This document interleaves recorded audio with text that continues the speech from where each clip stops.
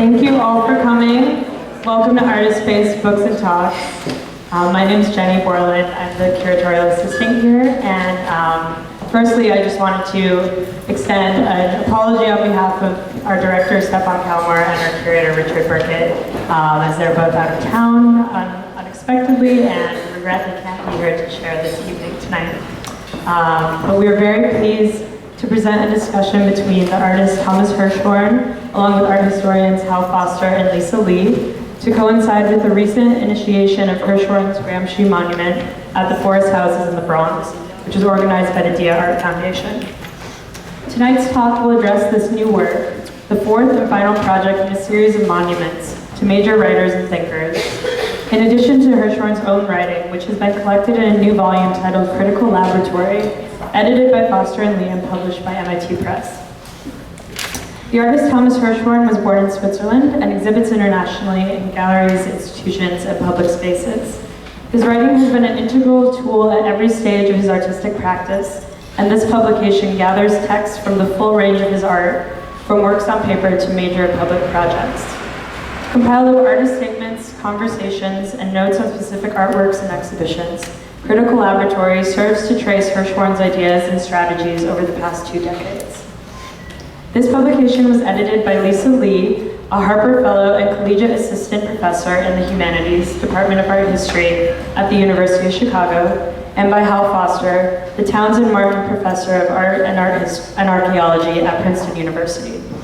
He's the author of Compulsive Beauty, The Return of the Real, and Design and Crime, amongst many other texts. We are very excited to have all 3 speakers with us tonight, and without further ado, I'll hand it over to them, and we will follow with questions from the audience after the discussion. Thank you.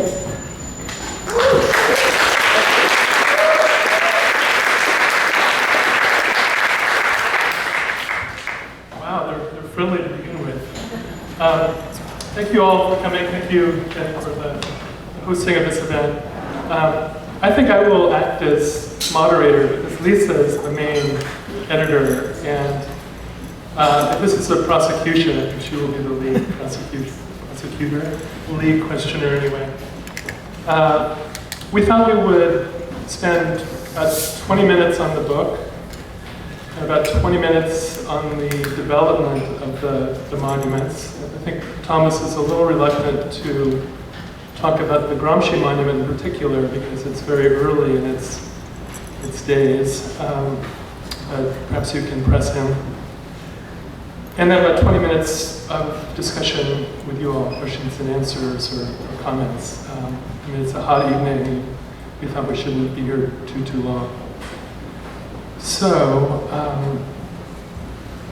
first question. Well, I will begin with a beginning of sorts, Thomas. The project section of the book begins with a discussion, your discussion of a 1992 exhibition at the Hôpital Éphémère.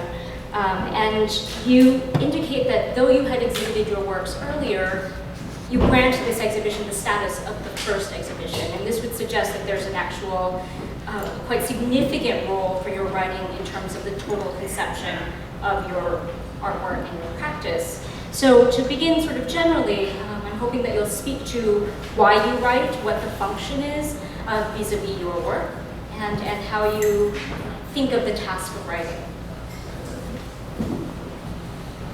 Yes, this is a text about my exhibition in 1992.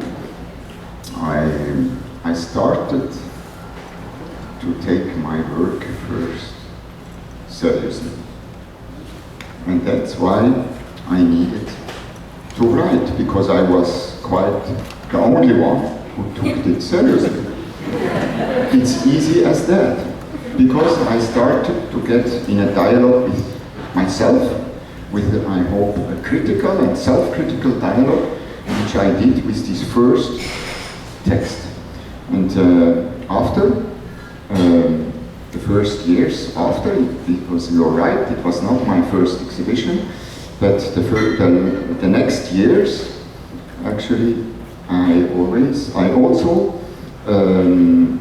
published my first 3 catalogs with only my text inside. Because at this moment I just was quite isolated and I didn't know nobody who was willing to write about my work. So I decided to publish myself the texts about my work. So actually the starting point or the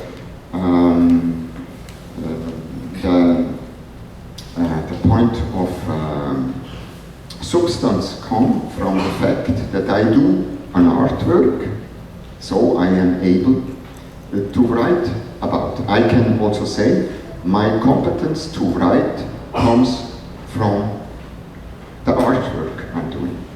So the legitimacy. I mean, one of the interesting things about the book is there's a refrain about how you don't want to communicate, you don't want to explain.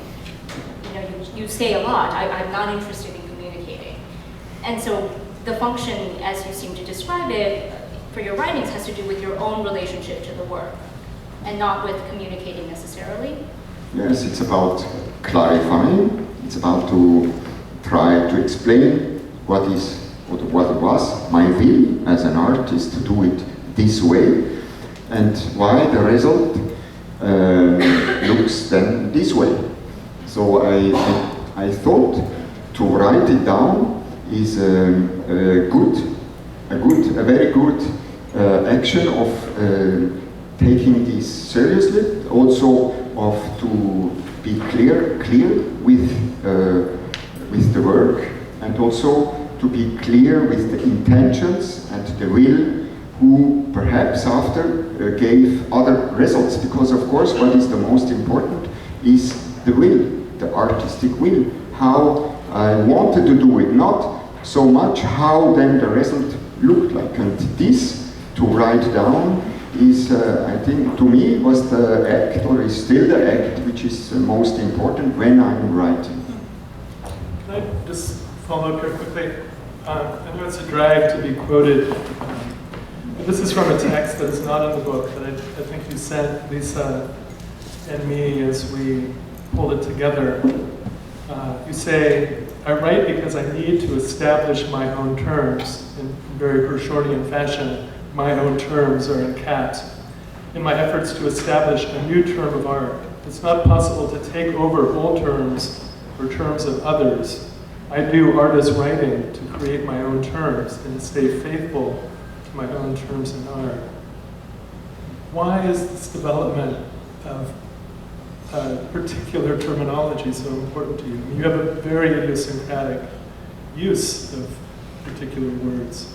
Because when you're an artist, you do your work for some reasons, and then you, or me, I realize that others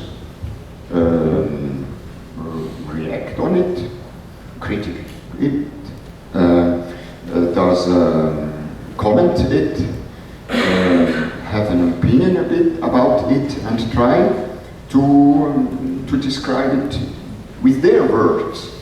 This is fair enough.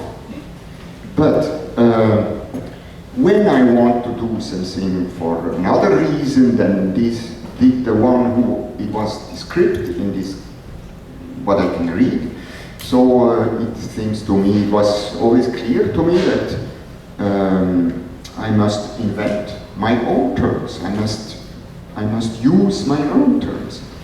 To give you an example, when I say I do work, presence and production, and I'm insisting with this term, which is my term, which I know what it means, I know what is my intention.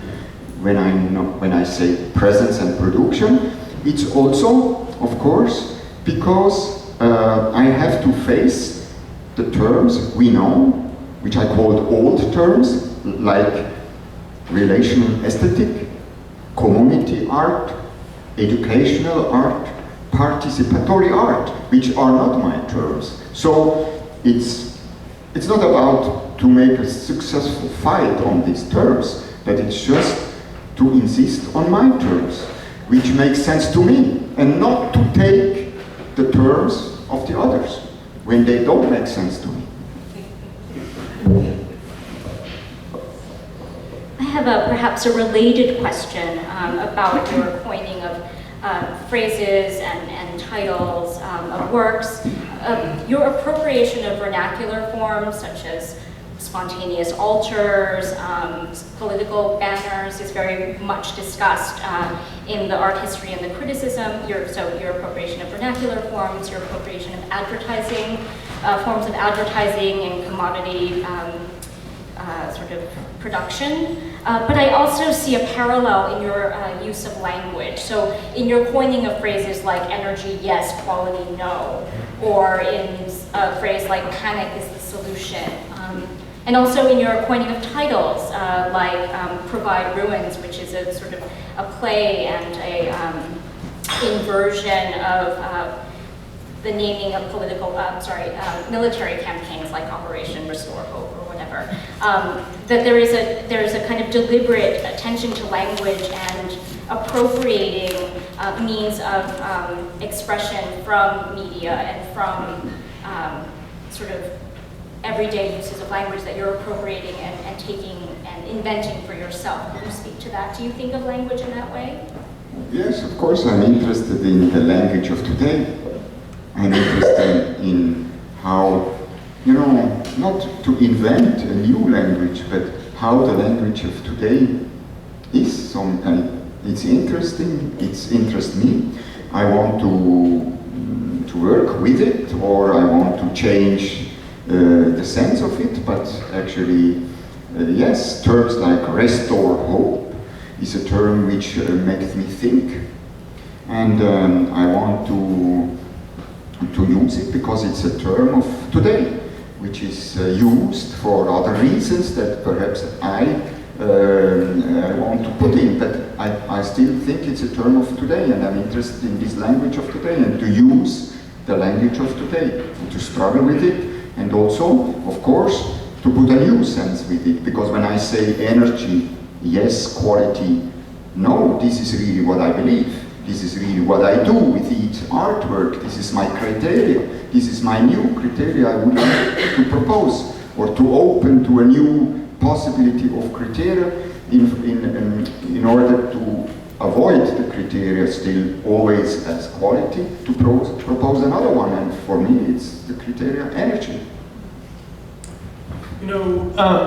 Is there no language for you that cannot be termed or troped? I mean, in a way, what you described, or what Lisa described, was done by pop artists, pop critics, independent group, people like Rainer Banham, Richard Hamilton.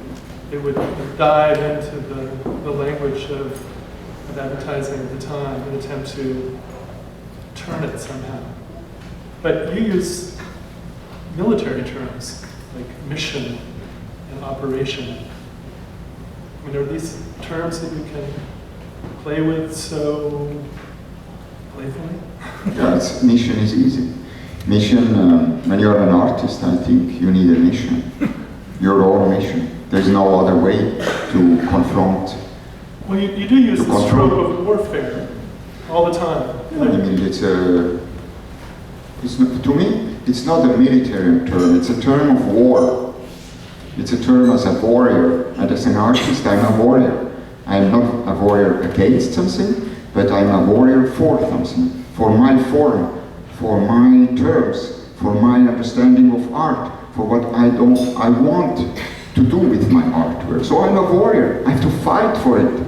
I have to give everything for it. I have to be ready to confront death with it. That's why I use mission, the word mission. But Thomas, to say that you're a warrior for your art, that's a very different use of this term than, say, the Gramsci in one, where he talks about war of position, war of maneuver. I mean, that's really about a counter-hegemonic movement that you don't necessarily have as a solitary warrior. I mean, is there a certain non-fit, indeed a gap between your trope of I am a warrior and this Gramscian set of strategies that you invoke? No. Because I don't want to illustrate Gramsci with my work. He is the hero of my work, that I don't want to illustrate in the manner I do my work. I have to have a mission with all my works, even when it's not a Gramsci one, with the Bataille Monument, with the Wilmer Spinoza Festival, with Touching Reality, with all my works. I have to have a mission and to be a warrior. It is not related to Gramsci at all. It is just, of course, a nice connection to Gramsci and actually to his war of position. Because I think, yes, in art, it's about to have a position.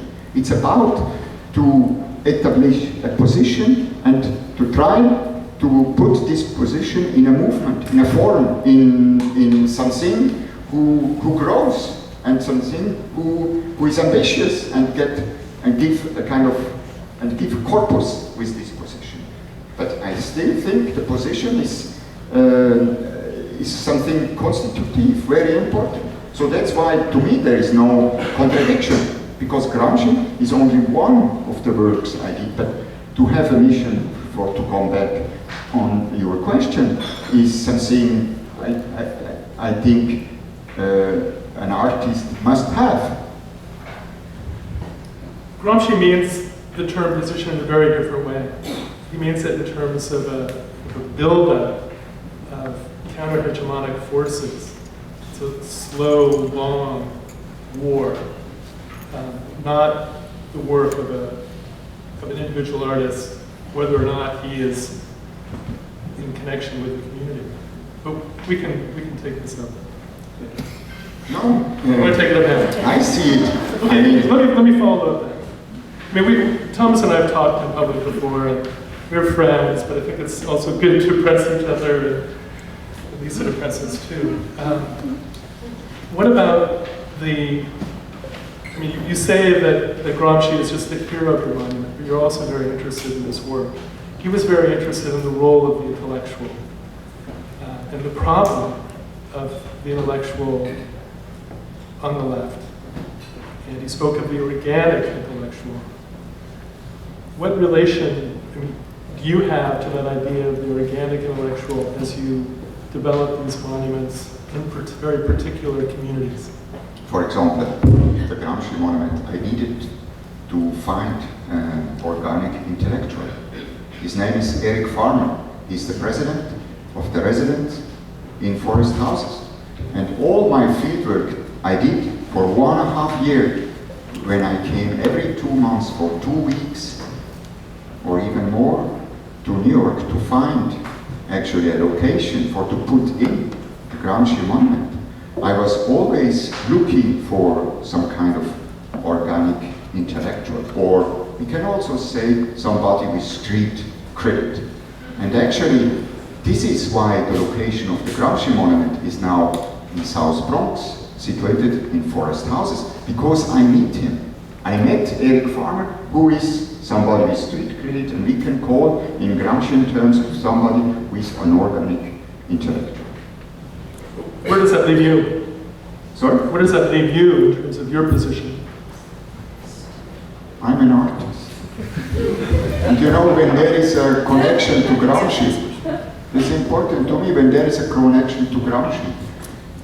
Is the connection that Gramsci says that every human being is an intellectual, and I make the link to Joseph Beuys, who said every human being is an artist.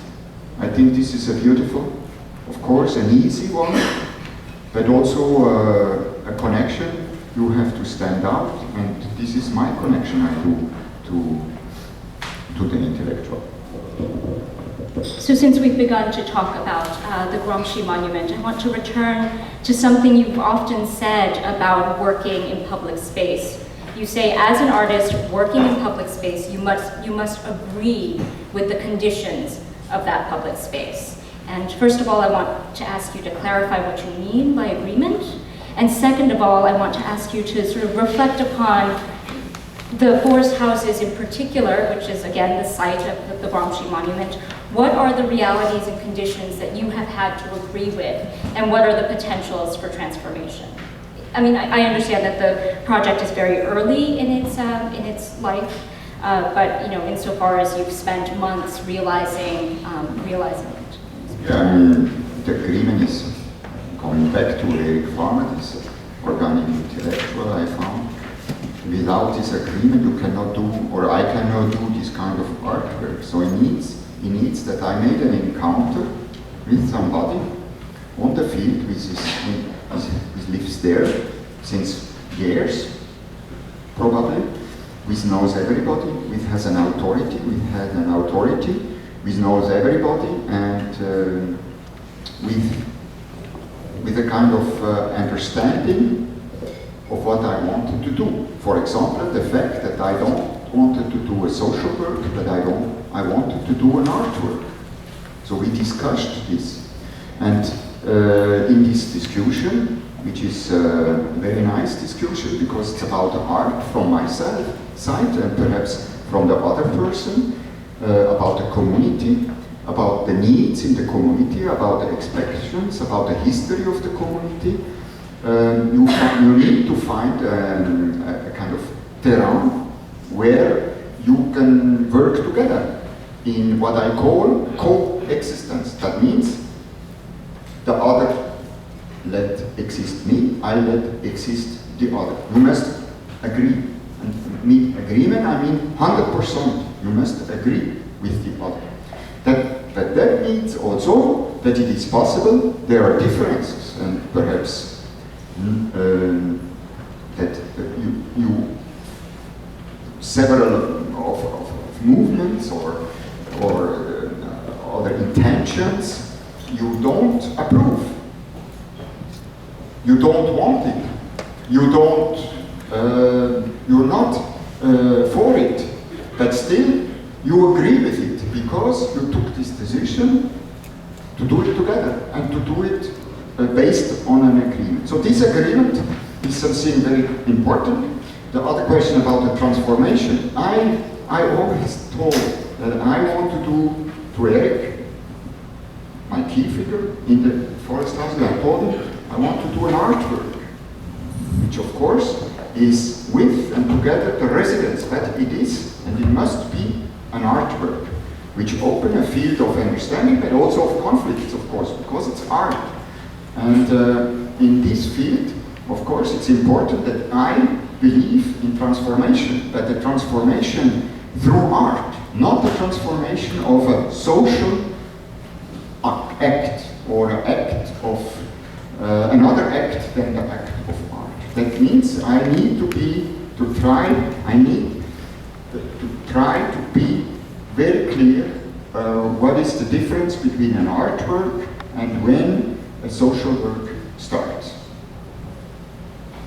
Are you willing to give some examples of sites of conflict or instances where you didn't approve and you had to resort to a kind of reaffirmation of art in order to see the problem through? No, I don't want to give examples for the moment, but for the easy reason, look, because it's not finished, and perhaps there will come even more than I thought. They are already here. But there are a lot of examples who changed me as an artist to be truthful to my project as artwork outside there.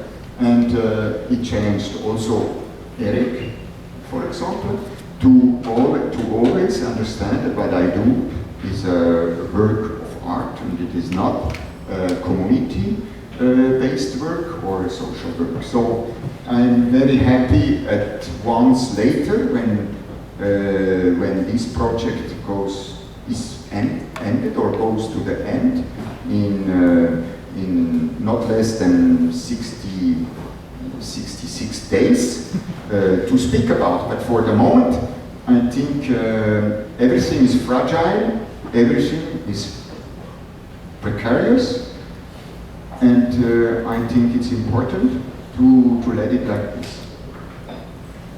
Okay. Well, perhaps then I can ask you to reflect on the development of the monument series as a whole. From the outset, you had decided that there would be 4 monuments, one to Spinoza, one to Deleuze, Bataille, and now finally, nearly a decade later, or over a decade later, the Gramsci monument is finally realized.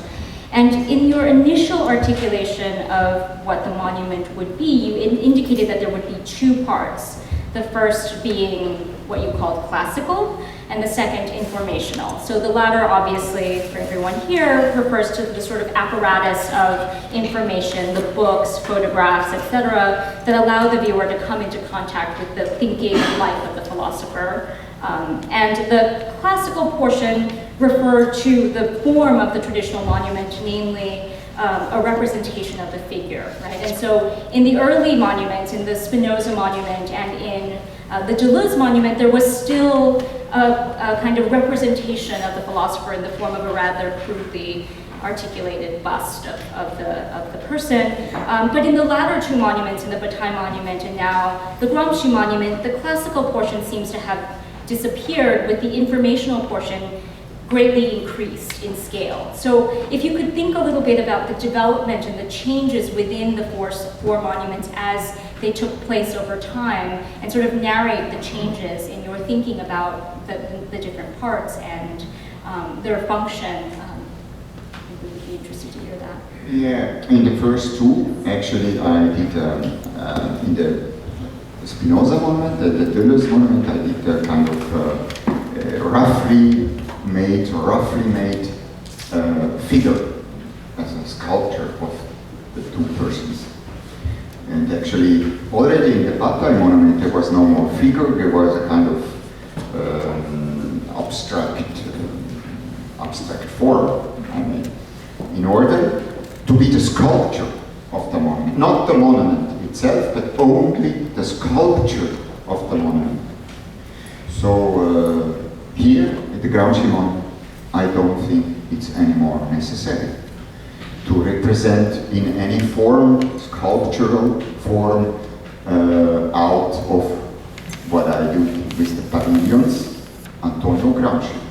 I think it's not necessary, not because it's Gramsci, but people understand very well, and actually the people in the neighborhood, they say, oh, we go to the monument, oh, we meet at the monument. They understood that this is a monument. So it's, the affirmation is sufficient that this is the monument. You have not more to go into this kind of also often misunderstood sculptural part of the monument, which is actually, to me, a development of my monument series. It's not more necessary to do a monument with a sculptural part inside.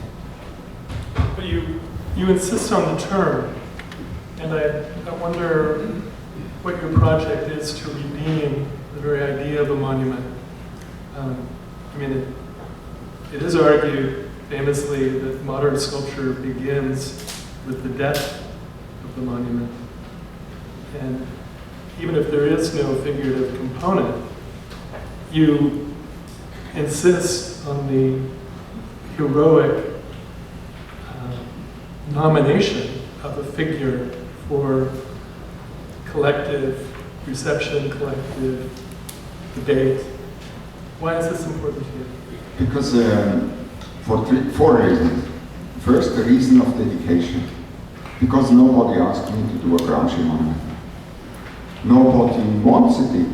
Nobody cared about. Only me I wanted to do. So it's very important to base it on a kind of decision from my own.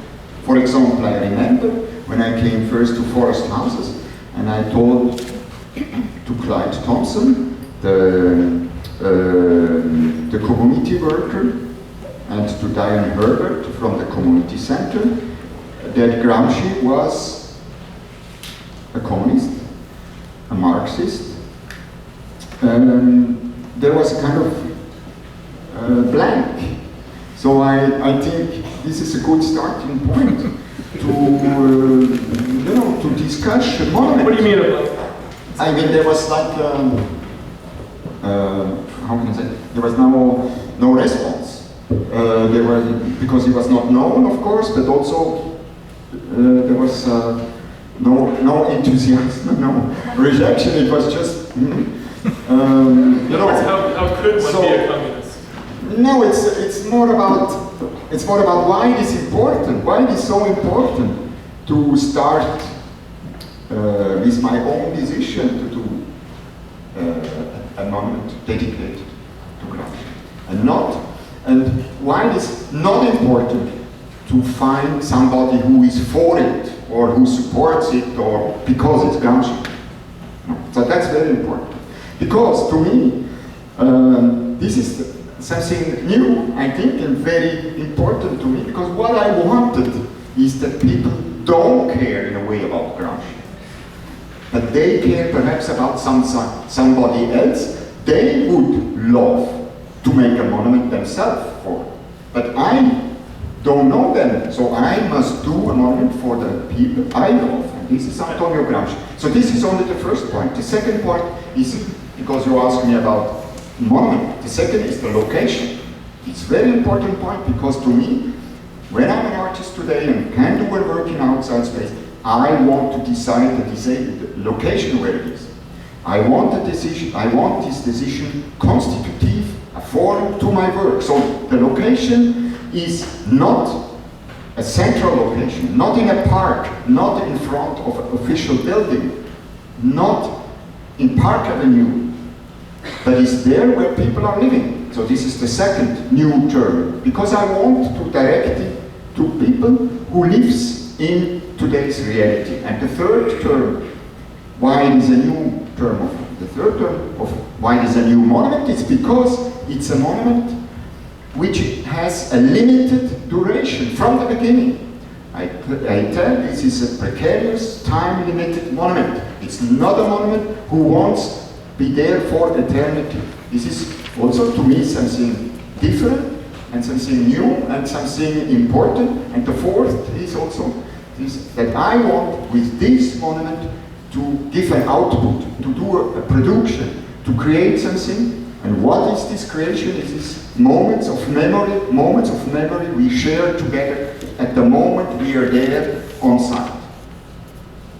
That's why, to me, the term of monument, I try to fulfill it with these four new dynamics: dedication, location, output, and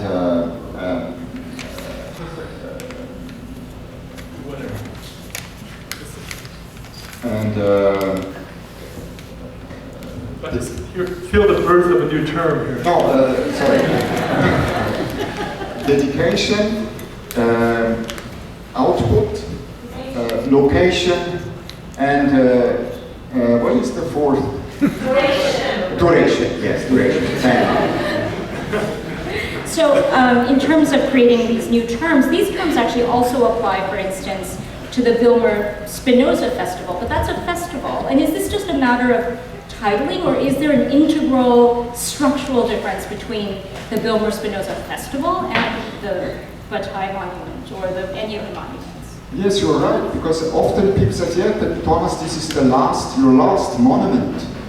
But actually, it's my fourth monument, because I decided only to do 4 monuments.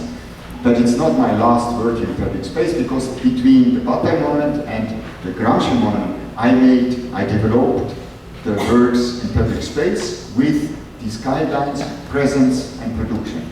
And I made Le Musée Précaire-Aldini. I made the Wilmer Spinoza Fashion, you mentioned. I made Swiss Democracy. I made 24-Hour Foucault, and I made Théâtre Précaire.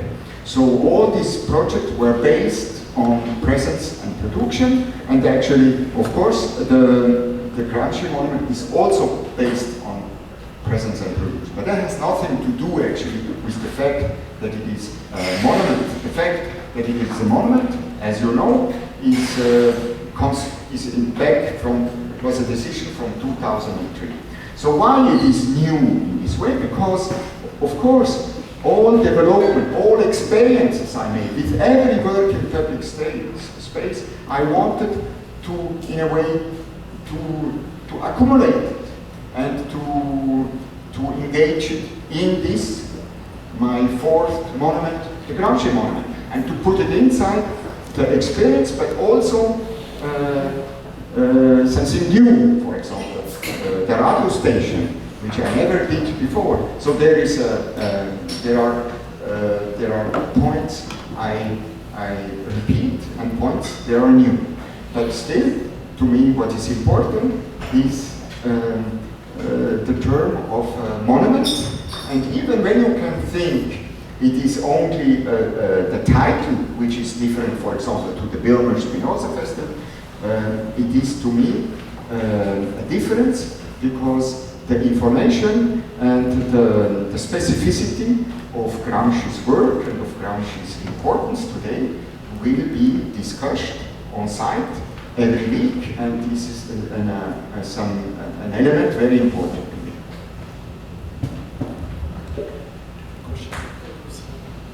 Yes, I do have a question. I mean, since we're talking about a number of figures, I mean, in your writings and in your work, you refer very often to a pantheon of thinkers, so philosophers, artists, to whom you pay homage, as in the Gramsci Monument.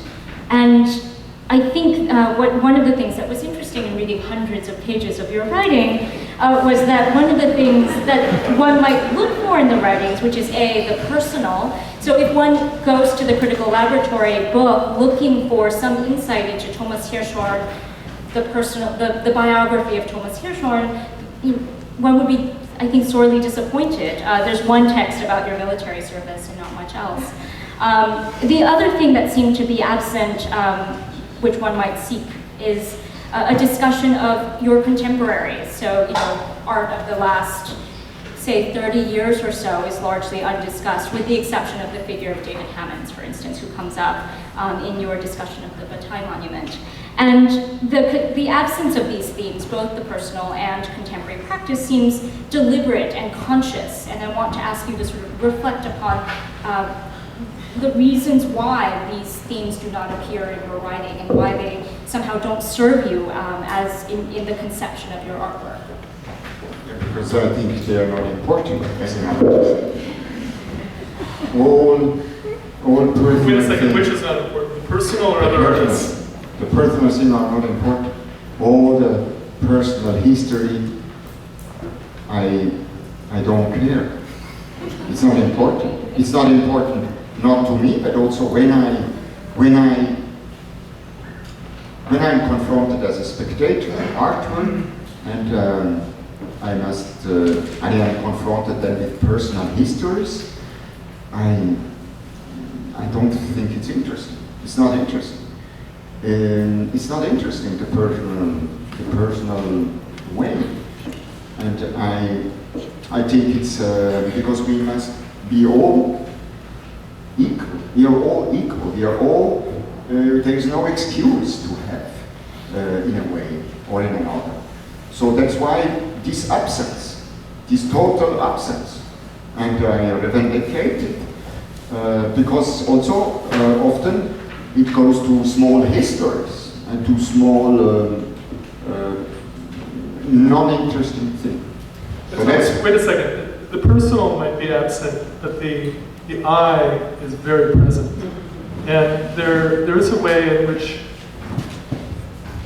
as you bring back the monument, which seemed to be disappeared by the modern history of sculpture, you bring back the author, you bring back authority too, which was the principal object of postmodern, post-structural critique.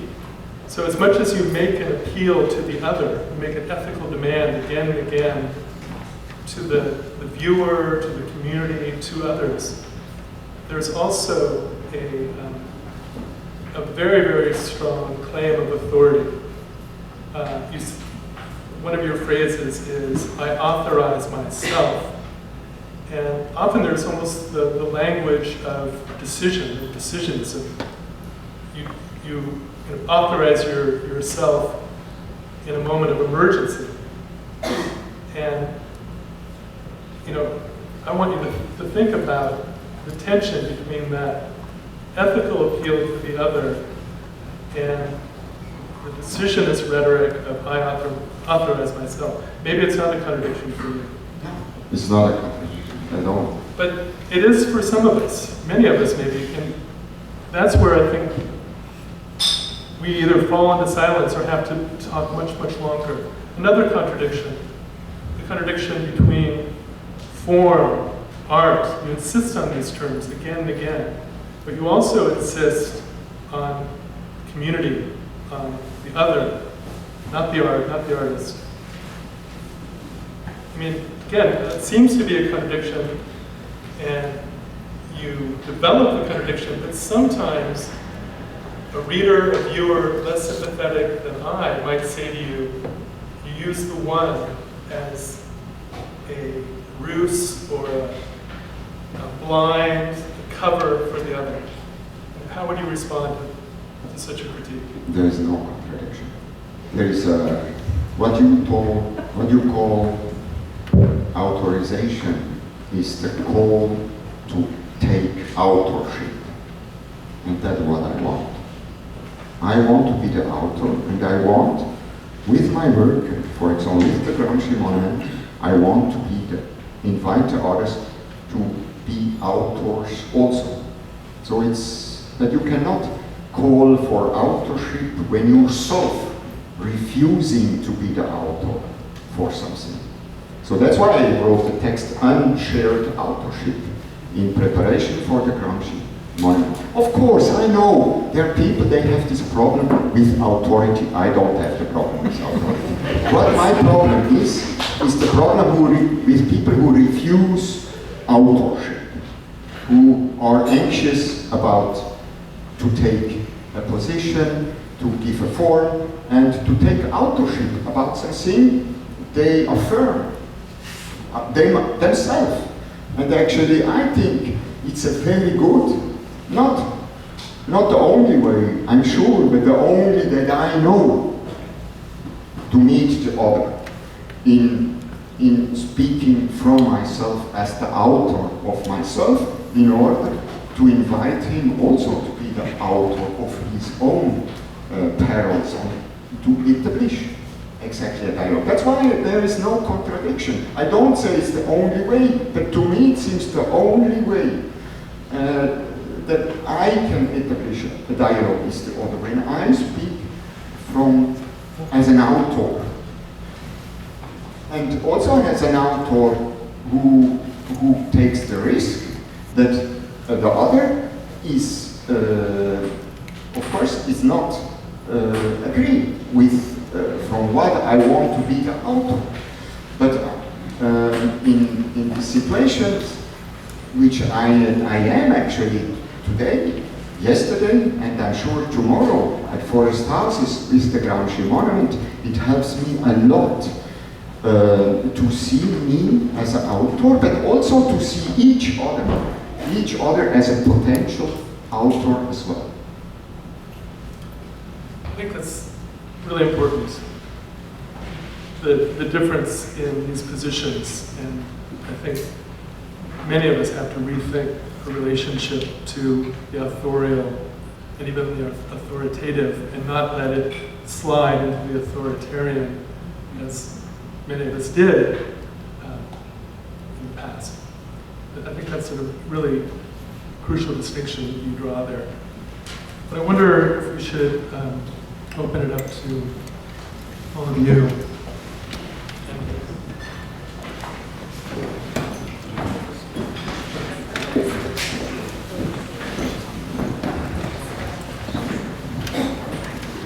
This is a question for Thomas. I don't know if this example is going to be funny or not, but usually when parents pull the kid to the corner and say, we're fine and nothing's going on. Speak a little Yes. more slowly. I'm saying, I don't know if the example I'm going to start my question with is appropriate or not, but usually when the parents pull the kid to the corner and say everything is all right, that's when they're starting to divorce. So I want to know, like, you're insistent that this is different than relational aesthetics and it's different than education. Is it a case of, is it really different? If it is different, what is the difference between the Gramsci Monument and, say, a relational aesthetic piece, or like an educational piece about Gramsci? Or, I haven't been to the monument, but I've seen a lot of videos of it and pictures of it, and to me it looks a cross between education and relational aesthetics. And I have a question for you, Al. The question is, Maybe you can answer that one. sure. You know, the difference is that I declare it as a presence and illusion project. This is the only way to me to do the artwork like this. Of course, when you say the pictures are looking like, that's really not my problem, the pictures.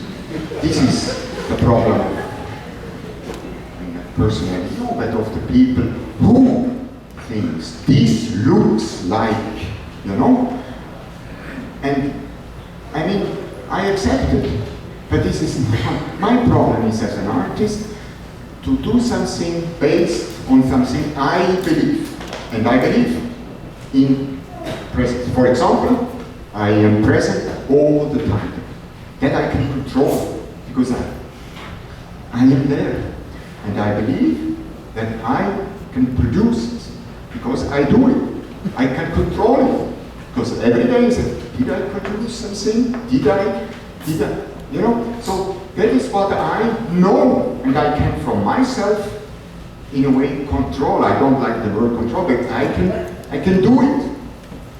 After the pictures, how they look like, you know, this is not a problem of me as an artist. This is the problem either of the reception and also of the interpretation of reception. So what, again, back to the first question actually, what is important to me is my will, my artistic will, and it's not after the picture or the use in a newspaper or in another medium. Thank you. Maybe you can get back to me after I go. Julie. Ask me later. This is a question for Thomas. I have to say that as a writer myself, I found it kind of flattering, but also really troubling that you turned to writing to legitimize your work.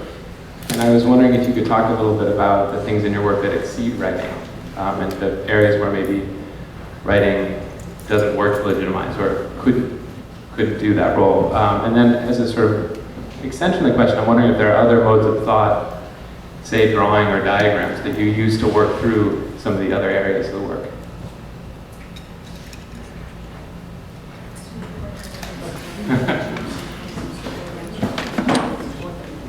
Yeah, thank you. You know, there are a lot of limits of writing, because it's not, to me, because it's not my, it's not my first competence to write. But I'm not anxious because I write about something I did or wanted to do. So it's, it's easy. To me, it's easy also to not have the exact term. It's not, I'm not a writer, I'm not a stylist, I'm not looking for the good style, I'm not even somebody who wants to establish a theory. But what I want is to testimony. I want to do my testimony inside the storm of all other comments, critics, congratulations, opinions. I want also to do testimony. Because I think I have also a voice. And the limits are, of course, inside what I'm writing. But I don't hope that they are inside my artwork. So this is my problem. The artwork, not the writing. But Thomas, that's why it is easy to me to write. Many of the texts are not about legitimation at all. Many of the texts are auto-critique. I mean, that's what makes the book, as a plug, so extraordinary. I guess that's what's potentially troubling, though, is the idea that, or what Thomas is saying, that the writing is adding his voice to a discourse, and I certainly understand that, but arguably auto-critique would be sort of the most obvious kind of writing to insert there. So I'm just wondering if does the work need the writing, or is the production of present could it potentially be autonomous? Perhaps the work doesn't need it, but I need it. myself I needed to write, to clarify, to fix, to insist, to formulate to myself. Because look, when you don't do it, you are overwhelmed by terms, and I have a lot of discussion with young artists who comes with terms. I'm surprised they take it in art forum. I'm surprised they take it in flash art. I'm surprised they take it in all this kind of literature about art. Today speaking, or I always thought, oh, I thought you are young, you want to do something new, but they come with these terms. So to me it helps. To me it helps first, that's why I started to write. And I continue to write about it. What about the other part of the question about diagrams and maps and charts? Of course I do it. I do it. I do it a lot, but they didn't find place in the book. Let's stick with auto-critique. No, but of course it's important to draw, to make diagrams, to make small drawings, to clarify, to still clarify for myself. For example, there is the diagram about the non-exclusive audience, which is one very important to me inside the book. Another question? I do. I think there's a huge difference between writing and placing work in the public and making an object in the public. And when I hear you speak, I hear some contradiction. I wonder often if it's double talk. I can't understand what you're calling artwork and different from social community.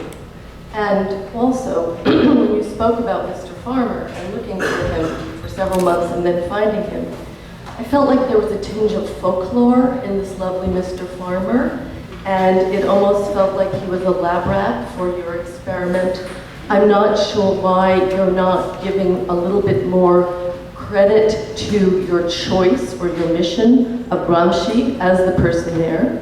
People might not have known about Marxism or communism when you spoke to them about it, but why wouldn't they have, right? I mean, you're walking into a very, very different social structure in the United States, and there is something that is, frankly, to be nice about it, a feeling that you're kind of like a Pygmalion in your mind with transformation, and to be less nice about it, there's a bit of megalomania. That's why I think it's difficult after the ninth day to analyze myself, what I try to encourage myself to do every day.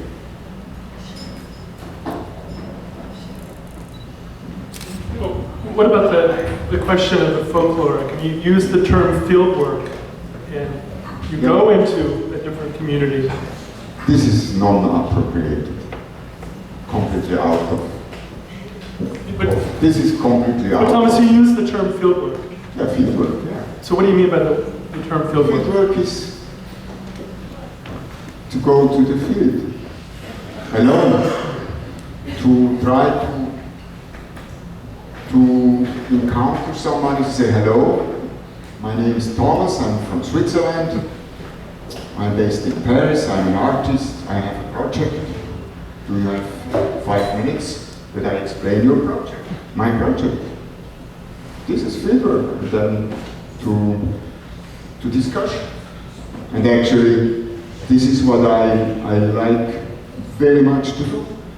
Because people in New York, but I think all over the world, they don't dislike when somebody comes and says, hello, I'm this and this person, I have a project.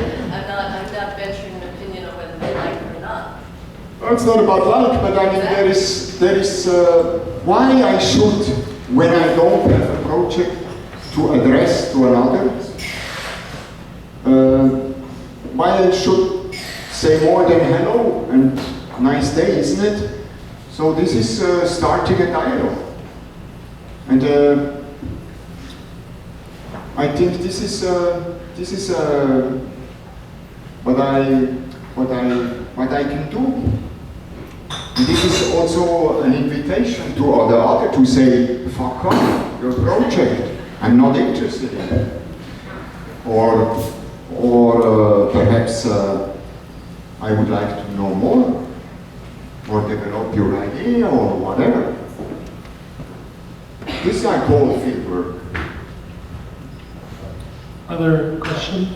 I think that I mean, you're very polemical in, I think, a really good way.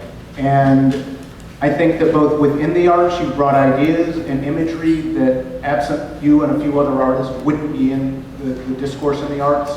And I think it's actually really excellent that somebody said, let's actually bring Marxism to the South Bronx. Not that you're the only person doing it, not that some people in South Bronx don't have Marxism, but it's actually interesting to make a monument to Gramsci in the South Bronx, which quite frankly, let's be real, most people in the arts aren't trying to go to the South Bronx and do anything.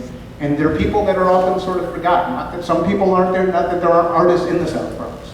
But I think it's very good that a sort of an internationally recognized artist who's done some very challenging work has gone there and opened up a dialogue there, including inviting people into that dialogue. And I'd like you to talk a little bit about beyond finding the one person that became sort of your attraction for that area.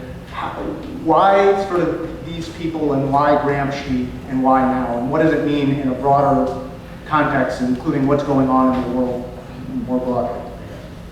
You know, when I started to do this kind of work in public space involving residents, I always had in my mind this simple image of somebody who does something just where he's living, outside of his house, you know, and then neighbors are coming and enjoying or not. So that was my the start idea. So then, when I developed it, I realized that what is the most important thing is to encounter somebody, the other. I call it the other, to encounter, to make a first encounter. This is actually the mission of the Gramsci monument, to encounter, to make encounters. And how to do encounters when not with a project, when not with an idea, when not with something I want to realize.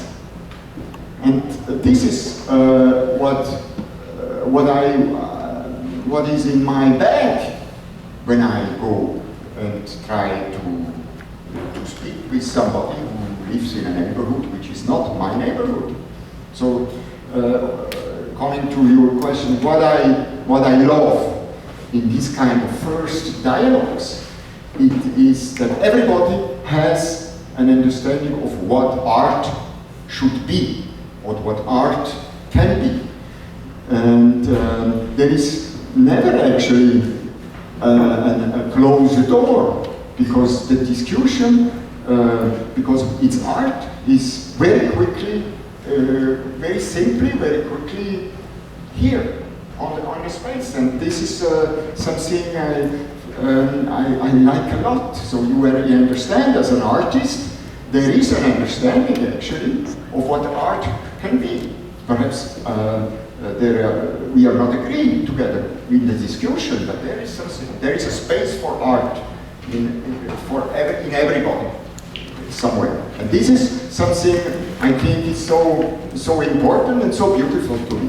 And I want to insist on these first moments where then you also are challenged to give everything what you think is art to the other, making no compromise, and making no fake, but really being truthful to what you think, what I think, what is art. Because the other has perhaps another idea what is art. And this opens already a dialogue or a confrontation. And I'm interested in this because there is the space to this. And so, that's therefore, it's I think important, the field work to do. It should be added that as much as you insist on art and the incommensurable nature of different ideas of art, the projects do the same with philosophy. And every day, with this monument, but the Bilder's Festival and others, Marcus Steinbeck does a lecture in philosophy, and they're about universal questions of, for the most part, truth, and there's no compromise, there's no condescension. This is what philosophy does, this is what art does. I mean, that's part of the mix as well. It's very important to no make compromise and to only fight with what is our belief and what we really can give and we really believe in. And then, because and without having audience, actually, without having a big audience, perhaps without having acclamation for it, but to stand there with which is our belief. And this is, and then because there is no problem actually with this. There is no problem with this. It's just the only thing you confront. Perhaps it's not a big audience, but nobody will harm you when you tell something which is not in what you believe in. It's, to me, it's essential to be truthful when you do a project like the Gramsci Monument to what you believe. Maybe just a couple more questions since... I have a quick question. I wanted to go back to the use of the term mission, not in the sense of warfare, but in the sense of religion and missionaries and proselytizing, because I noticed that there is a use of certain terms. You talk a lot about belief. There was talk about redemption and redeeming the form of the monument. And I wanted to know if there was any sense that you are, if not religious, working in the patterns that have been established by religion, and if with that combined with appropriating terms of warfare, having an ambassador to the monument appropriating the terms of diplomacy, and also having in terms of missionaries, if these are aggressive ways to go into a community when you're doing work in public space, paying tribute to a certain kind of thinker in a certain kind of community. I don't know, is this aggressive? We will see. We will see, but to me it's not aggressive. To me it's friendly. It's friendly because when I say it's a mission, then they can count on me that I give everything for it, everything. And when there is an ambassador, it's to be open to questions who comes from the neighborhood, from the residents, towards what is art, what is culture, what is anything. For example, the last 2 days, the 2 questions came, what is fascism? To the ambassador, from the neighborhood. Or the other question was, why contemporary artists are Marxists? From the neighborhood. So the ambassador, she gives answer on these questions. So what I wanted with the What did she answer? She answered. Yeah, so what did you answer? You can get it. Yes. Well, I have 3 Roman cooks. You have 3 what? I have 3 Roman cooks. We're talking over that. She had 3 Roman cooks. So why are contemporary artists drunken, Marx? No, I wrote a note, it's on the website. But what I tried to answer is that at the moment it caught me by surprise when this person asked me why art is Marxist. And I was like, whoa, okay. Well, I explained that Marx, who he was. I tried to summarize it in a very Wikipedia kind of way. And then trying to go back to my undergraduate school and bring a bridge and say, well, look, Marx really tried to understand how to turn ideas into material form. And really there hasn't been that many philosophers after him who answered this question. And therefore artists keep going back to him because it not only offer the analysis of economics or offer analysis of labor, which are very intertwined with artists, But also he offered this question of how to turn an idea into a material form, which ultimately is what artists do. And this person was sort of following me and really understanding that I was saying something cohesive, that I was not bullshitting him on this question, this answer. And I said, look, if there was somebody who can come after Marx now and offer us an understanding of how to do this, I'm sure artists will also gravitate towards this philosopher person.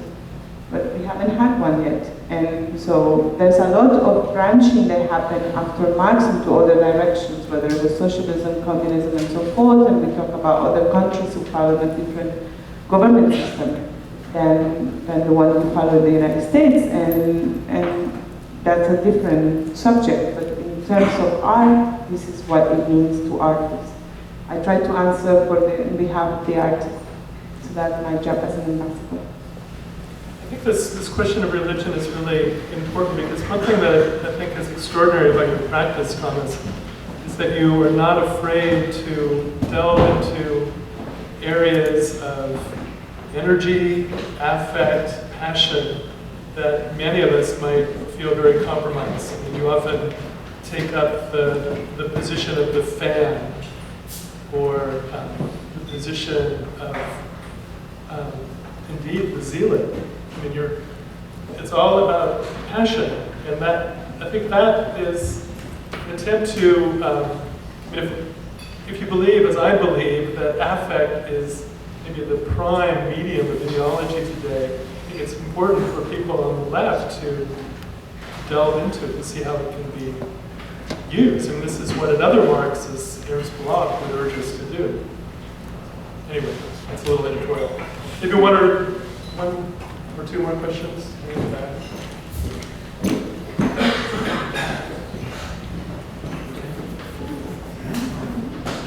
So maybe I'm trying to get back at the no personal and the personal terms as being maybe paradoxical, and you said they're not paradoxical.